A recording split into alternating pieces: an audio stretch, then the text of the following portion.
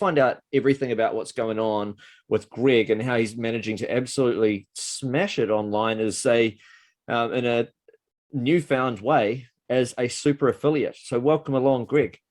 Okay, thanks, Mark. It's great to join you. Yeah. So, yeah, like you said, had a few ups and downs over the years. Yeah. Ups and downs. I don't even know if that. Yeah, I honestly don't know how you even got through any of those tragedies. I'm guessing you don't ever get over it. But to be able to pick yourself up and still fight and do something with your life from there is it's really inspiring. Yeah, thanks. Well, yeah, it's one of those things you can either let the world run over the top of you, or you can just dust yourself up and get back into it again. And that's basically what. Or Wendy was my wife that passed away. She we always had that same sort of get up and go. Like the cancer that took her in the end, she was only meant to live for. Well, I found out afterwards she was only meant to live for 12 months, but she said she was going to fight it, and she lived for 8 years. So I got eight lucky years with her.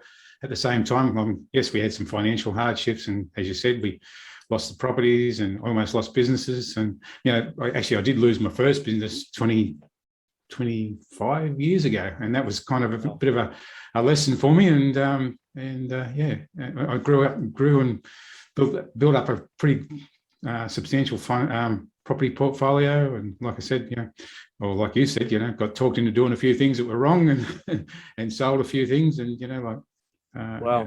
It's just one of those ups and downs along the way. I mean, most people have a life story as well, but some people. Well, some people get knocked down, if not by the first problem, then the second problem that happens. And some people don't get back up in life. Some people literally live the rest of their life from paycheck to paycheck, struggling to get by and struggling to get over or live with. I don't know if you get over some of these hardships or live with them, and you're just phenomenal. Like, you must have such a strong mindset to be able to pull through and be able to still be someone that's persistent and an action taker. Yeah. Well, I mean, it's all about taking action at the end of the day. If you don't take those steps forward, you can be, like you said, like I was saying before, if life runs over the top of you. I've seen people that just give up instead of fighting. And we fought for everything along the way. And the son had leukemia, the daughter we lost, all those sort of things that happened along the way. They were life lessons to be able to say, okay, we can get back up and get going again. As I say, dust yourself off and get going. I think it's really important as a mindset lesson. We haven't even got started with what's going on with you with the affiliate stuff, which we will in just a quick sec. But as a mindset lesson to anybody, sometimes, and I know some people's problems are life and death, like the problems that the tragedy you've been through, but sometimes your problems aren't life and death, and yet they stress you out to the hilt. And you've got to realize some problems are quality problems to have, and they're challenges and opportunities to go back and have that be your story and that be your journey. And you can, bad things happen to a hero in the hero's journey, and some things you could listen to a guy like Greg and put things in a bit of perspective. I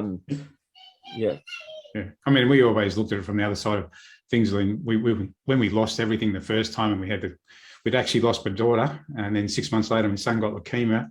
I put a manager in the business. We lost the business. We were sitting in emergency housing up in Canberra going, at least we're not as bad as other people, we're still alive, and that sort of stuff. So, it's again about how you look at it. And, you can always find, in my opinion, you can always see there's always people doing it worse than yourself. And we always looked at that, not saying that was a driving force, but we're saying, shit, we're lucky, we had cancer. There's people that don't have cancer that don't get support. They don't get any help. We actually had some help where we ended up in emergency housing. It was because of the Cancer Foundation that got us into that. And like I said, like you said, other people just run away. It is a rare attitude, but it is one that's super important, though, being able to still be grateful for the good things when things aren't always going the right way. Because it's so easy, because the human brain is remarkable. Tries to protect us, and one way of protecting us is to make sure every time something goes wrong not to forget about it so that you fix it. Problem is sometimes you go on overkill and you dwell on only the negatives. You could have positive things and negative things happening in your day, but to actually stew over and rethink the same thoughts, the same thoughts, the same thoughts over and over again, and never stewing over all of the positives like you do, that can set you down a really bad path. But you keep talking about it. Oh, we were grateful for this, or we were, happy, lucky about this, and some people won't even notice the good. And that's the thing. I mean, I look at the stuff that's happened even in the affiliate marketing journey. There's been days where you sit there going, shit, why is it not working? And then all of a sudden you just go, okay, right, what have I got to do? Write another ad, do another thing, just take the steps to get yourself moving forward. And that's how it's done. Your best day so far is $8,311 so far. And you're making a really, really decent living now off this affiliate stuff. How did it feel when you really noticed that, oh my goodness, I've got a handle over this, I really know what I'm doing now, and then you were able to scale up to a day like that? Yeah, well, the funny part was, it was, you're looking at it going, you could hear all these other stories about other people doing it and that sort of stuff, and it was like, gee, it's got to happen, then all of a sudden it was just, because it was so easy to scale in this process, this program and the process is so easy to be able to scale. It was just like, bang, I've got a winner, double it. And it was just amazing just to be able to sit there and go, okay, right, this is working. And you could, instead of just seeing other people get it, you could actually smell it, feel it, touch it. I actually rang a mate of mine on the Friday afternoon, because it was the Friday before my $8,000 day was a $2,500 day that actually had $1,500 profit. I'm sitting there going, refresh, is there another sale? Is there another sale? And I'm sitting there having a beer, talking to me mate about, this is more addictive than anything else. It's like gambling, but when you're having a successful day like that, it just changes your whole. Well, you can feel it, you taste it, you know it's there, it's real. So, yeah, I mean, like gambling, but not really. No, it's not gambling. I'll kind of explain it to people just a little bit and see if you agree. It's kind of like you test this thing and it may or may not work. You test another thing, it may or may not work. You test this other thing, it might break even. So you spend money, you're breaking even, you're almost there. And then you test the thing and then you're going backwards, you're losing money. And then you test this thing based on this and suddenly it's making a profit. And then you test this other thing and bam, it's making you double your money back. And then you try to double the income on it and you go, oh, actually it doesn't hurt to keep spending more and more. To a certain point, you end up making more returns because it is actually predictable. It's kind of like how somebody advertising for their local gym on, say, I'll just make up radio station names, 91ZM, C93 FM.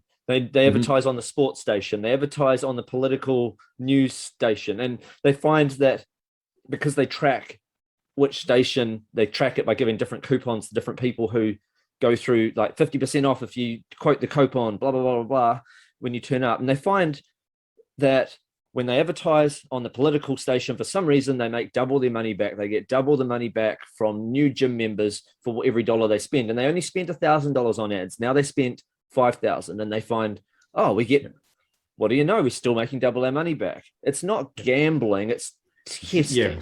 It's testing to find where the audience works, and then you spend a bit more within that space. And it's kind of like that with online stuff though, right? I mean, I probably use the wrong term, gambling. It's like sales. I mean, I used to do sales years ago in the other businesses and stuff like that. I did sales, and it, when you make the deal or do the deal, it just gives you that rush that, hey, look, I've made it, I've done the deal, it's a good deal. It might have been a $500 product, it might be a $5,000 product. This is the same thing. It's like you've made the sale, like you said, you've tested and you've worked, and now it's working, and you just in the refresh going, okay, you spend $1, make $2. It's